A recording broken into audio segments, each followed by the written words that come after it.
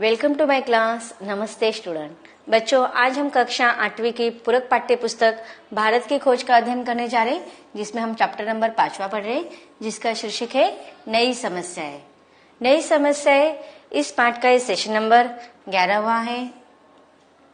इसके पहले भागों में हमने पढ़ा कि अलग अलग प्रांतों में अलग अलग साम्राज्यों की स्थापना हो रही थी और भारत में लगातार कोई ना कोई परिवर्तन आ रहे थे और इस परिवर्तन के बीच में भी भारत अपने अस्तित्व को लेकर बचाकर कुछ नई चीजों को अपने आत्मसात करने का प्रयास कर रहे थे। आगे लेखक हमें कौन कौन सी नई समस्याओं का सामना भारत को करना पड़ा था, इसका वर्णन हम अगले परिच्छेदों में पढ़ते हैं।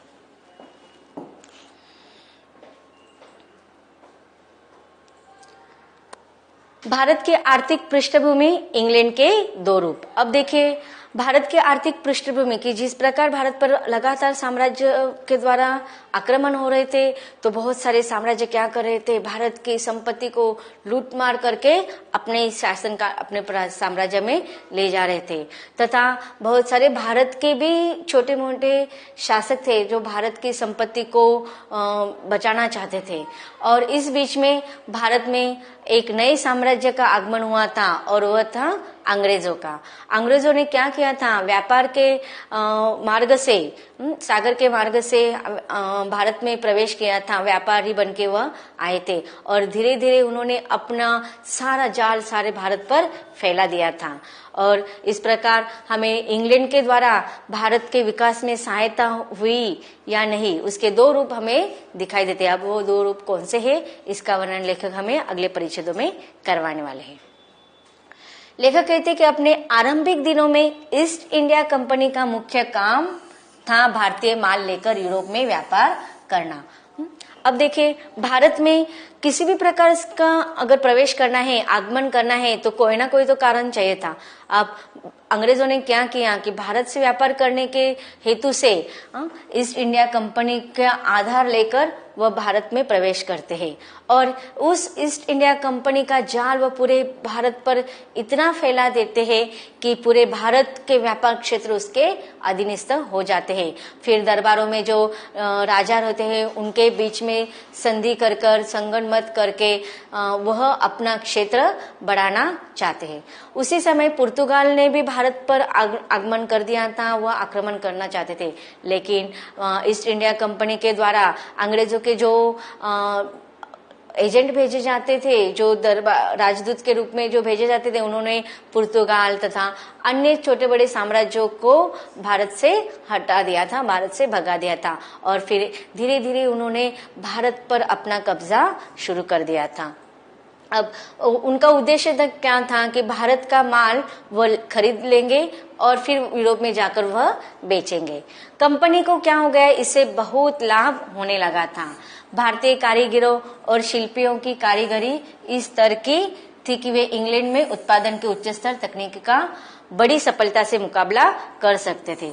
अब देखिए, उस समय भारत में जो कारीगर थे, जो शिल्प कलाएं थे, वह बहुत ही उच्च दर्जे के थे, उच्च स्तर के थे।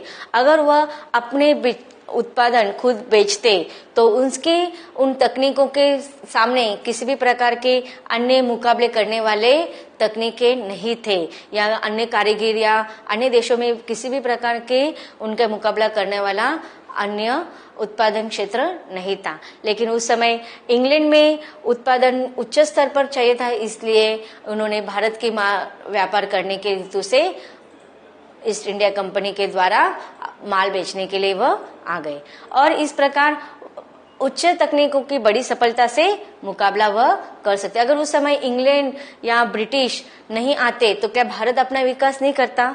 जरूर करता। अब उन्होंने भारत के विकास, उस समय भारत के सामने कोई पर्याय नहीं था या उनको किसी भी प्रकार का यह मार्गदर्शक नहीं मिला या उनके पास साधन उपलब्ध नहीं थे कि उनके व्यापार को किस प्रकार से वृद्धिगत किया जाए। जब इंग्लैंड में मशीनों का युग शुरू हुआ, उस समय भी भारतीय वस्तु इतनी बहुतायत से वहां भरी रहती थी कि भारी चुंगी लगाकर लोग कुछ चीजों को तो आना बंद करके रोकना पड़ा। अब देखिए वो क्या करते थे, भारत की बहुत सारी चीजों को वह लेकर वहां पर इकट्ठा कर देते थे और फिर वहां पर सब इकट्ठा हो जाने के बाद भारत की चीजों को ले जाना वह बंद कर देते थे। पर यह बात स्पष्ट है कि भारत का अर्थतंत्र चाहे जितना विकसित हो रहा हो, वह बहुत दिनों तक उन देशों के माल से मुकाबला नहीं कर सकता था जिनका औद्योगिकरण हो चुका था। अब देखिए बहुत से देशों में मशीनीकरण आ गया था, औद्योगिकरण आ गया था। भारत इस दृष्टि से थोड़ा पीछे था, लेकिन उनके पास जो भी था वह बहुत ही अच्छे क्वालिटी का था और इसीलिए उसके अर्थतंत्र चाहे वो विकसित होने के मार्ग पर था, लेकिन उन दिनों पर जो उनके देश से जो माल से मुकाबला नहीं हो सकता था। अन्य देशों में औद्योगिकरण की प्रक्रिया शुरू हो गई थी और भारत उस समय थोड़ा पिछड़ा हुआ था। अवश्य हो गया कि यहाँ तो अपने यहाँ कल कारखाने लगाए या विदेशी आर्थिक घुसपैठ के सामने समर्पण करें। अब देखिए अन्य प्रांतों में क्या हो रहा था, औद्योगिकरण बढ़ रहा था, मशीनों का युग आ चुका था और हमारे पास कल कारखाने भी नहीं थे और उस समय हमारे सामने किसी भी प्रकार का पर्याप्त नहीं था। इसलिए लोग सोच रहे थे कि एक तो कल कारखाने लगाए जाए, फिर विदेशी आर्थिक घुसपैठ के सामने समर्पण करें, जिसका आगे परिणाम होता कि राजनीतिक हस्तक्षेप। तो इसे क्या हो जाता, अगर हम विदेशियों की आर्थिक व्यापार क्षेत्र से अगर हम मिलाप कर लेते तो उनका हमारे राजनीतिक क्षेत्र में हस्तक्षेप बढ़ जाता। हुआ यह कि विदेशी राजनीतिक हुकूमत ने यहाँ पहले आकर बड़ी तेजी से उस अर्थतंत्र को नष्ट कर दिया जिसे भारत ने खड़ा किया था। अब देखिए जैसे ही विदेशी राजनीतिक हुकूमत जैसी अंग्रेजी ब्रिटिश सरकार यहाँ पर आ गई तो उन्होंने क्या किया, भारत के आर्थिक क्षेत्र को अर्थतंत्र को ही नष्ट कर दिया और उस अर्थतंत्र को आर्थिक या राजनीतिक स्थिति को भारत ने बहुत मेहनत के साथ खड़ा किया था, उसे ही विदेशी सत्ताओं ने नष्ट कर डाला। उसकी जगह कोई निश्चित और रचनात्मक चीज सामने नहीं आई। ईस्ट इंडिया कंपनी सर्वशक्तिमान थी। अब उस समय देखो, जब भारत के पास किसी भी प्रकार का कल कारखाने नहीं थे, औद्योगिकरण की प्रक्रिया भी शुरू नहीं हुई थी, नहीं किसी प्रकार की टेक्नोलॉजी या मशीन थी और उस समय ईस्ट इंडिया कंपनी बहुत सर्वशक्तिमान मानी जा रही थी। व्यापारी, बड़े बड़े व्यापारी की कंपनी होने के कारण वह धन कमाने पर तुली हुई थी। ठीक उस समय जब वह तेजी से अपार धन कमा रही थी। अब देखिए ब्रिटिशों का उद्देश्य भी क्या था, उनकी जो ईस्ट इंडिया कंपनी थी वह उसका ज्यादा से ज्यादा पैसा कमाना और ब्रिटिश साम्राज्य को संपन्न करना और इसीलिए वह भारत में जितने भी सारी चीजें उत्पादन के क्षेत्र में थे, व्यापारी की दृष्टि से आकर वह ईस्ट इंडिया कंपनी में ले जाकर बेचना चाहते थे, जिससे उसका उद्देश्य था कि ईस्ट इंडिया कंपनी और भी धन संपत्तिवान बन जाए और उनका जो साम्राज्य है वह हमेशा उच्च स्तर पर जाए। एडम स्मिथ ने सन 1776 में द वेल्थ ऑफ नेशंस में लिखा है, एकमात्र व्यापारियों की कंपनी की सरकार किसी भी देश के लिए सबसे बुरी सरकार है। अब देखिए जो अन्य देशों में भी पूरे प्रांतों में, पूरे देशों में सिर्फ एकमात्र व्यापारियों की कंपनी थी और वह इतनी फैली हुई थी कि किसी भी सरकार के लिए वह बुरी सरकार हो सकती, क्योंकि जिस प्रांत की वह कंपनी होगी उनके अनुसार ही वो आगे के सारे व्यवहार या व्यापारिक दृष्टि के आगे के व्यवहार उनके अनुसार ही चलने वाले थे। इसलिए जो वह कहेंगे वही राज दरबार वाले जो शासक थे या फिर अन्य छोटे मोटे शासकों को उनके अनुसार ही उनको धन या उसके बदले में जो अन्य चीजें होती थी वो देना पड़ता था। इंग्लैंड का भारत में आगमन तब हुआ जब 1600 ईस्वी सन में रानी एलिजाबेथ ने ईस्ट इंडिया कंपनी को परवाना दिया। अब देखिए भारत में इंग्लैंड की जो कंपनी थी वह एलिजाबेथ की कंपनी थी और उसको भारत में लाने के लिए उसने परमिशन दे दी थी। उस समय शेक्सपियर भी जीवित था और लिख रहा था। 1608 ईस्वी सन में मिल्टन का जन्म हुआ। उसके बाद हैम्पडेन और कॉमवेल सामने आए और राजनीतिक क्रांति हुई। तो इस प्रकार शेक्सपियर के द्वारा यहाँ पर लेखक कह रहे कि वह वही समय है जहाँ पर राजनीतिक क्षेत्र में बहुत बड़ी हलचल मची गई थी, बहुत बड़ी क्रांति हुई थी। 1660 ईस्वी सन में इंग्लैंड की रॉयल सोसाइटी की स्थापना हुई, जिसने विज्ञान की प्रगति में बहुत हिस्सा लिया। 100 साल बाद कपड़ा बुनने की तेज ढरकी का आविष्कार हुआ और उसके बाद तेजी से एक एक करके काटने की कला, इंजन और मशीन के करघे निकले। अब देखिए, विज्ञान में प्रगति हो रही थी, अनेक क्षेत्रों में नए परिवर्तन हो रहे थे, आविष्कार हो रहे थे, जैसे कि कपड़ा बुनना। उसके पहले क्या होता है, जो ढरकी होती है उससे उसके द्वारा बहुत प्रक्रिया करके कपड़े बुनाए जाते हैं। तो उसके आविष्कार के लिए एक एक काटने की कला आ गई, इंजन बन गए, मशीन के करघे तैयार हो गए और इस प्रकार व्यापारिक क्षेत्र में और भी प्रगति होने लगी। इन दो में से भारत कौन सा इंग्लैंड आया? अब देखिए, यहाँ पर लेखक ने एक प्रश्न चिन्ह किया है कि जैसे हमने पहले शीर्षक में देखा था पॉइंट में कि इंग्लैंड के दो रूप, एक तो दो रूप मतलब इसका अच्छा भी रूप है और बुरा भी रूप है। मतलब विकसित के रूप में भारत को उन्होंने बहुत मौका दिया भारत को विकास करने में, लेकिन उस विकसित रूप में उन्होंने भारत पर बहुत सारे कर या अन्य चीजों से उन्होंने भारत के धन को लूटा और उस पर आक्रमण किया, उस पर शासन किया, वह अलग तरीका। शेक्सपियर और मिल्टन वाला, शालीन बातों, लेखन और बहादुरी के कारनामों वाला, राजनीतिक क्रांति और स्वाधीनता के लिए संघर्ष करने वाला, विज्ञान और तकनीकों में प्रगति करने वाला इंग्लैंड, या फिर बर्बर दंड संहिता और नृशंस व्यवहार वाला वह इंग्लैंड जो सामंतवाद और प्रतिक्रियावाद से घिरा हुआ था। तो देखो, यहाँ पर लेखक ने दो प्रकार के रूप दिखाए हैं।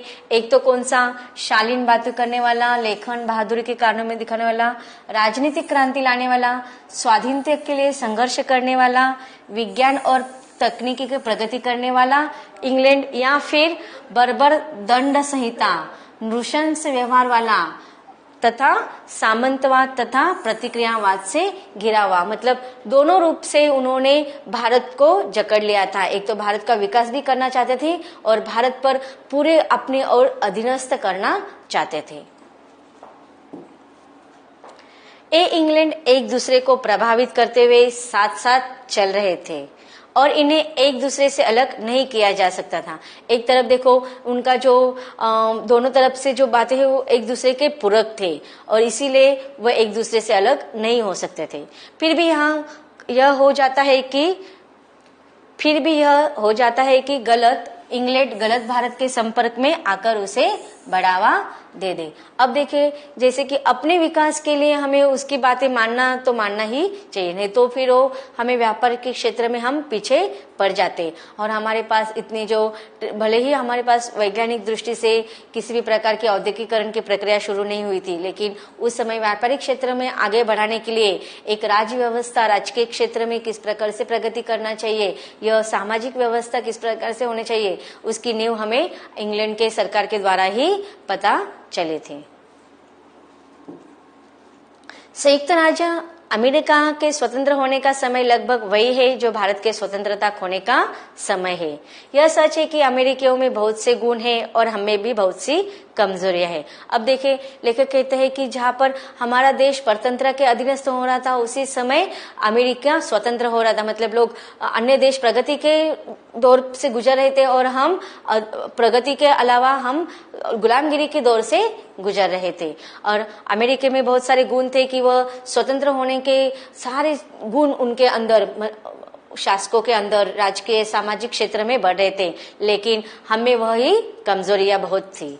यह भी सच है कि अमेरिका में नई शुरुआत के लिए बिल्कुल अनछुआ और साफ मैदान था, जबकि हम प्राचीन स्मृतियों और परंपराओं से जकड़े हुए थे। कि आधुनिकीकरण के नाम पर फिर भी हमारे जो देश था वह स्मृतियां, परंपरा, रीति रिवाज, बहुत सारे परंपराओं से जकड़े हुए थे और इसीलिए वह अन्य देशों से विकसित के मार्ग पर पीछे पड़ गया था।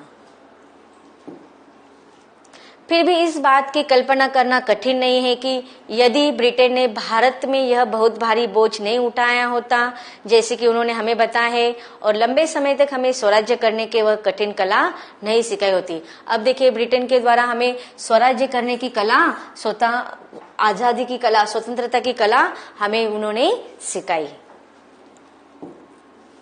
स्वराज्य करने की वह कठिन कला नहीं सिखाई होती जिसे हम इतने अनजान थे तो भारत न केवल अधिक स्वतंत्र और अधिक समृद्ध होता बल्कि विज्ञान और कला के क्षेत्र में और उन सभी बातों में जो जीवन जीने के योग्य बनाती है उनसे कहीं अधिक प्रगति की होती है। अब लेखक कहते हैं कि उस समय अगर ब्रिटेन हमारे पर स्वतंत्रता पर अधीनस्थ नहीं होते तो हमारी प्रगति हर क्षेत्र में, कला के क्षेत्र में, जीवन जीने के योग्यता के क्षेत्र में हम और भी प्रगति की और आगे निश्चित रूप से बढ़ पाते। देखते हैं इन परिच्छेदों में आए हुए कुछ कठिन शब्दों का अर्थ। स्वराज्य, अपना राज्य या आजादी। दस्तकार, हाथ से कारीगरी करने वाले आदमी। दमन, अत्याचार।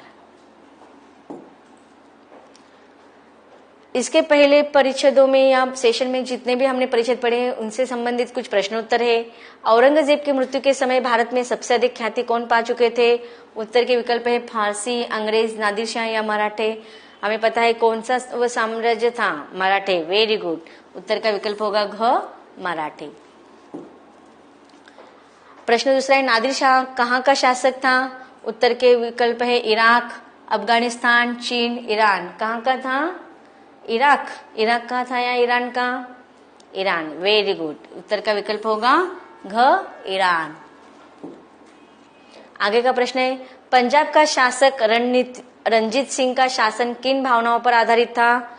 उत्तर के विकल्प है कठोर शासकीय तरीकों पर, रूढ़िवादिता पर, मानवीय भावनाओं पर या इनमें से कोई नहीं।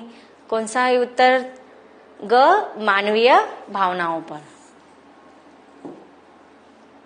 आगे का प्रश्न है यदि भारत पर इंग्लैंड का प्रभुत्व कायम न होता तो भारत की स्थिति कैसी होती? उत्तर के विकल्प है क, भारत टुकड़ों में विभाजित हो चुका होता, ख, भारत दरिद्र होता, ग, भारत समृद्ध और प्रत्येक क्षेत्र में प्रगति करने वाला होता, या घ, इनमें से कोई नहीं। क्या होगा? अगर भारत पर इंग्लैंड का प्रभुत्व नहीं होता तो भारत समृद्ध और प्रत्येक क्षेत्र में प्रगति करने वाला होता। तो उत्तर क्या होगा? ग। तो बच्चों अब तक हमने किस प्रकार से भारत पर अपने साम्राज्य को स्थापित करने के लिए नई से समस्याओं को सामना करना पड़ा और भारत अंतिम समय तक इन समस्याओं को जूझता रहा और अपनी एक नई सभ्यता और संस्कृति के साथ बना रहा, इसका वर्णन हमने इस पाठ के द्वारा पढ़ा। यह पाठ यही खत्म होता है। धन्यवाद।